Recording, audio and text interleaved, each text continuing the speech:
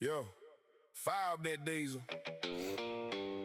What's going on, CK Nation? This is your boy, the Boss Man, CK, and on today's episode of the CK Motorsports Full Throttle, we're going to talk about all the action that happened this weekend at Dover, as we had the Cup Series come to town for not a points race, but for the first time ever, they came for an all-star race. Also, we had the truck race on Friday with a little bit of a meltdown from a driver, and then we had an exciting O'Reilly's race on Saturday with a teaching lesson at the end that was brought to somebody's attention. We're going to discuss all that and more. And also, free agency is in the air. Where are people going to wind up? We're going to discuss all that and more today on the CK Motorsports Full Throttle. So, like I say, I'm all gas and no brakes, and let's get to it. Alrighty, so this weekend, like I said, it was a first for Dover's Motor Speedway, as we had the Cup Series come to town for not the normal points race, but a all-star race. Yes, you heard me. An all-star race. Now, there's a lot of fans out there that were upset with this and were like, well, how's this going to work? I don't know. And I kind of agree with them because, you're going to a track that doesn't have lights. So we're going back to a race that's starting at 1 o'clock. To me, CK Nation, I've always looked at the All-Star race as being a night race. So, myself, I had questions as well of what was going to happen here. So, we had to tune in and find out. So, as you know, Friday, we had pit crew challenge with the qualifying, where the field was going to be set on the qualifying time, but also we were going to crown our 2026 Pit Crew Challenge champions. So, I got to give a shout out to Zane Smith and his team as they won the Pit Crew Challenge. And you give a shout out to Denny Hamlin on getting on the pole for the All-Star race this week. So, as we talk about that, also, Denny Hamlin went to victory lane, like I said, which was congrats to him. And then there was a lot of disappointments, I guess you could say, on the racing. Yes, it was split up. We didn't have a last chance qualifier. Their last chance qualifier version was a 275 lap heats with 19 cars already locked in. And then you had the fan vote, and then you had, I think, the top 6 would get to go on to the main feature, which was 200 laps. But when you look at that, it was a great idea, but the problem was, what we ran into was the racing. Sunday, we didn't even get into lap 3 before we had a bad wreck that Ryan Preece claimed was his fault, which was they went 3 wide into 2, and then it just went I would just say shit from there. It looked like a mini Talladega. We had multiple cars. Ryan Preece smacked the wall. His car caught on fire. They say that's the first time they've seen the next-gen car catch on fire like that. And they never saw it before with the other ones in the Gen 7. So, I guess, when you look at that, we would have to see, I guess, more or less of what NASCAR plans to do for safety features on that from now on. Now, another question is, you got a split, divided thing between the fans. Here's what I think. I think fans liked it because Dover creates good short track racing. Tire wear is definite there. And driver mistakes. You listen to Brad Keselowski talking about with 40 laps to go, he was having chatter in his right rear tire. That's not good there because it makes for a bumpy ride. Also, I believe the fans liked it as well because the physical racing rewarded skill. And restarts created tension and chaos, and drivers had to manage aggression carefully. Now, why I think fans didn't like it was the track position, I believe, mattered too much. And then you look at it, it was pretty much a replay of last season where the Toyotas ran up front most of the day. Denny Hamlin ran up front most of the day and ended up winning. long runs made it kind of difficult for passing, but not really. I think the fans of well expected more chaos from an all-star race than what they got. I mean, I don't know why they would expect more. I mean, we did get a lot because you look at it, like I said, 19 cars were guaranteed to be in that main feature. But the problem was 6 of them wrecked out and couldn't fix their cars in the 75 lap heats to get to that main feature. Chase Elliott was one of them. So I don't know with that opinion, but I do believe some fans expected more chaos, I guess. But I don't know what more chaos you would have wanted from that. And I think some viewers just thought the race lacked big moments. I will say this, I do agree with the drivers. A lot of drivers were saying that it did feel like a normal Cup points day yesterday. It didn't feel like All-Star weekend to them.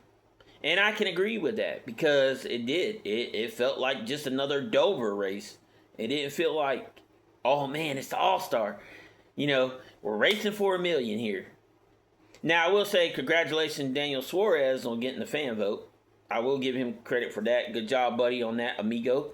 So, but my question is for you guys, and I put it out on the chat on my board last night, and I'll ask you again.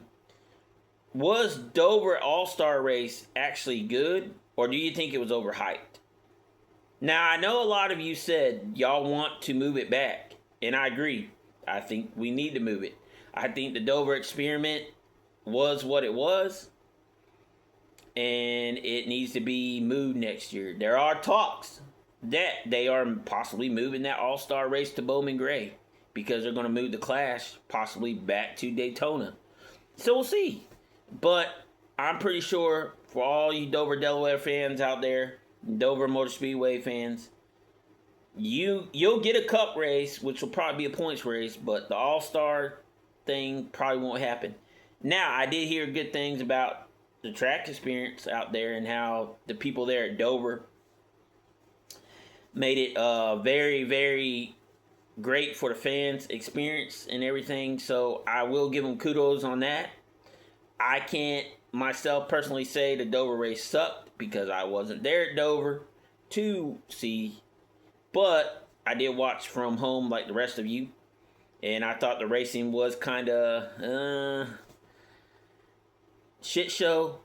First 75 laps. I don't understand why you go 3 wide into turn 2. But, hey, you're all out there racing for $1 million. There could only be one winner. There's no points on the line here, so why not, right? So, all right, moving on to the next one. As I mentioned earlier in the open, the truck race was there on Friday. And congrats to Kyle Busch on getting his 69th win in the truck series. And as I posted on my account as well as y'all saw, in which we'll get into that, where does the future go for Kyle Busch? But we'll get into that later on in the show as well. But congratulations to him and Spire Motorsports on getting that win. Now, the drama that we had was, unfortunately, Natalie Decker. Miss Natalie Decker. Yes, she's not as popular as Danica Patrick. Yes, she's not as popular as Hailie Deegan. But she's in the sport. And she has okay talent. The only problem is she doesn't really attract too much sponsorship. And she's getting hooked up with kind of low budget teams, but you know. So she was racing this past Friday for Team Rayu, which is a solid truck team. I will give them that. And she had a meltdown. She had a big meltdown. Now, I have pulled up the soundbite for you guys. I'm going to pull it up on my laptop, and I want you to hear, hopefully you guys can hear it, which I'm going to turn it up as loud as I can get it. And this is her meltdown that she had, and I want you guys to hear it, and then I'll give you my thoughts on it.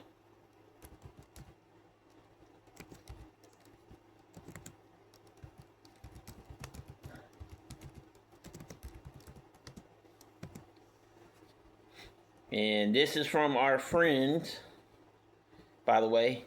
This video or soundbite is from our friends at NASCAR and also Breaking Bob.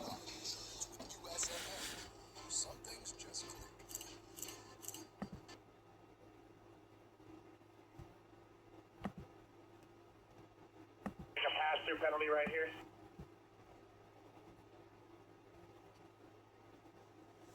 Keep it on the bottom. We gotta make a pass-through penalty right here. You guys, I'm trying my best to hold my shit together, but I don't want to keep doing this. You're okay. You're okay. We'll just do this pass-through and get after it. We're gonna have like 15 laps to go to this stage, and if you do not want to do it when you get back out here, you can bring it in, okay? There's just so many shitty things that I could say right now, and I'm just trying to keep it together about the fucking director of the series. Try to keep your composure and try to just breathe, and if you're not comfortable with this, come in. Let's remember what's on our truck and just bring it to the garage, right? I feel like a fucking failure if I do that. You're not. Let's do that. Drive it down the garage. There's so many things I want to say, and I'm probably gonna get fucking suspended. You have no idea. Hey, just pay attention to the spotter. He'll get you into the garage. It'll be okay. I'm sorry, Josh. I'm not gonna come back to the truck series. Garrett can take it from here on out. I'm staying in the O'Reilly series. This series fucking sucks. I hear you. I'll have a fresh bottle of water for you when you get out of the truck. Derek, we got to put something together for you for Nashville.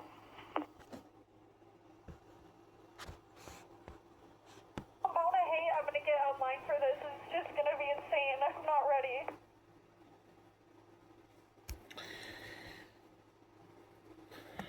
Alright, so there, if you heard that, which I hope you did, if not, I will go over it on some of the things that she did say.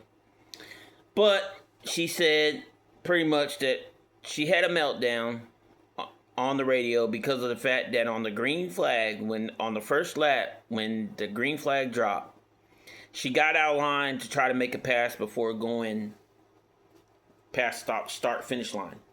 In the rules, it states you have to wait till you cross the start finish line before you can get out of line and make a pass. Unfortunately, she didn't do that. She tried to make a pass. So, she was upset about that, so they had her come do a pass-through penalty. Well, when she came down to do that pass-through penalty, she got busted speeding down pit road. So, the meltdown from there just went completely insane. So, and then, like I said, if you didn't understand what she said, F the truck series and F the director, I'm done. I'm going back to the O'Reilly series. Then she stated as well, all the hate that I'm going to get for this online, I'm not ready for that. Well, unfortunately, Natalie, I'm going to try to be as nice as I can to you about this. Number one, it was your fault to begin with on why you got them penalties. I'm pretty sure you heard them in the driver's meeting when they stated, again, you cannot pass until you go through the start-finish line. Once you go past start-finish line, you can start passing. But you cannot pass until that happens. You got out of line. So you had to go down pit road. You have no choice. It don't matter who it is. In the Cup Series, it could be Joey Logano, Brad Keselowski, Ryan Blaney, anybody. They would have to do the same thing. Then you come down pit road for your pass through, and I don't know if your emotions was just at that point just boiled over, but you got busted speeding. Yes, I understand. Dover pit road is a hard place to get on and off of. Trust me. I know. I've been busted speeding on iRacing on that pit road. But I'm saying, all this was your fault. And then you have the decency to have a meltdown in the truck, which, by the way, Team Rayu, I give you guys credit. on how you handle that. And if I was y'all, I would never put her in a truck again. I would never do it. Let her learn her lesson. Joey Gase and O'Reilly, I know she drives for you. I'm sure you watched that. I would really consider it strong before you put her in the truck. Or in the car, I'm sorry. Then not only that, Natalie Decker, you're having a mental breakdown, but yet on your truck, you have sponsorship from a mental awareness place that helps people with that. What does that say? And then, at the end, I don't know if you want us to feel bad for you, or if you wanted the world. But then you say, I know I'm going to take so much hate for this, and I'm not ready for it. Well, what do you think is going to happen? What do you think is going to happen when you just blasted that on the radio for everybody to hear? Because I'm pretty sure there's a bunch of fans out there who has the NASCAR app and has it where they can listen to any scanner they want to. What do you think was going to happen? And you parked the truck.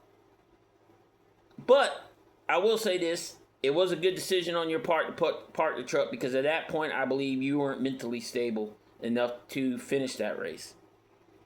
So Natalie, if I was you, I would seriously try to figure out where your head is before you climb back into anything. Also, I want to give a shout out to Destiny Spurlock. Even though she only lasted 37 laps, she was the first African American female driver to make a truck race. Congrats to you, Destiny. Keep it rolling. Keep it going.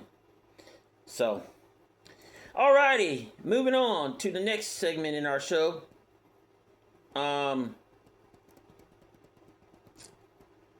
Free agency is the talk of the show.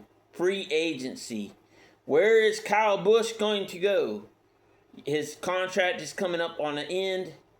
Does he stay at RCR? Does he go somewhere else? Hendrick is putting a rumor out there that they are possibly looking to pursue Connor Zillage to take over the 48. So what happens there? Riley Hertz is on his way possibly to Legacy Motor Club. So, like I posted in my TikTok, does that open up a ride for Corey Heim? Who knows? But there's a lot of free agency moves around there. But I think that, like I said, the biggest talk is, where does Rowdy go?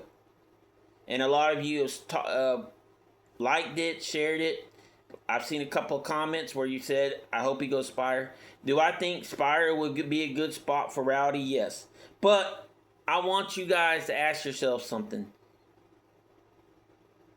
Do you think it's better for Rowdy, Kyle Busch, to go to Spire or stay at RCR? Because the question you need to ask with RCR is, do they need Kyle Busch as much as Kyle Busch needs them? And does that put a persuasion into them re-signing him? Because they're saying, as long as everything goes well, he'll be back in the car, or he'll be back at RCR. And you look at him and Andy Street. They're doing well. Kyle's now got 2 top 10s. So things are starting to slowly move forward for the 18. So, again, free agency's coming up. We'll see what happens. But then again, too, you look in the O'Reilly series. We got guys waiting to come. Like I said, Corey Heim. We got Jesse Love.